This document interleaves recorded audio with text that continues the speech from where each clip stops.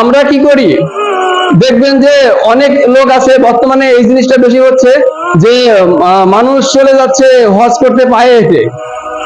আর যাদের টাকা পয়সা আছে তারা তো যাচ্ছেই, তাদের বিষয়ে কোনো সমস্যা নাই।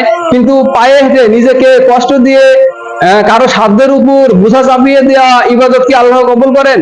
না। আপনাকে পায়ে হেঁটে যাওয়ার জন্য বলা হয় নাই। আপনি আপনার ফরজ হচ্ছে হজ তার জন্যই ফরজ যার জন্য, যার অর্থ সম্পদ আছে এবং আরো দিক দিয়ে যারা মানে পারফেক্ট, কেবল তাদের জন্য ফরজ। কিন্তু আপনাকে পায়ে হেঁটে আপনার শরীরের উপর জুলুম করে হজ করতে যাবেন এমনটা বলা হয় নাই।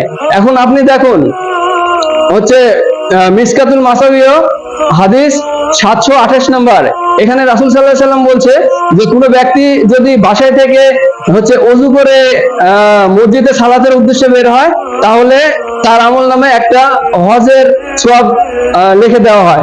তাহলে এখন আপনি চিন্তা করেন, আপনার জন্য কি আল্লাহ কি সহজ বিধান দিল না? কত সহজ বিধান! তার মানে আপনি যদি দিনে 5 বার বাসায় যদি ওযু করে যদি মসজিদে আসেন, তাহলে আপনাকে কবুল হজের সওয়াব দেওয়া হবে। তাহলে ওই যে ব্যক্তি গেল, সেই ব্যক্তি কিন্তু হেঁটে গেল, অথবা উনি কি হেঁটে সারা জীবন যাইতে পারবে?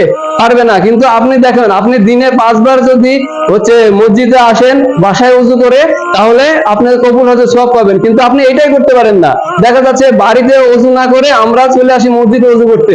কিন্তু কিয়ামতের মাঠ এত কঠিন মাঠ, ওইখানে কিন্তু আপনি একটা নেকির জন্য গোটা পৃথিবী দিয়ে আপনি একটা নেকি নিয়ে আসতে পারবেন না।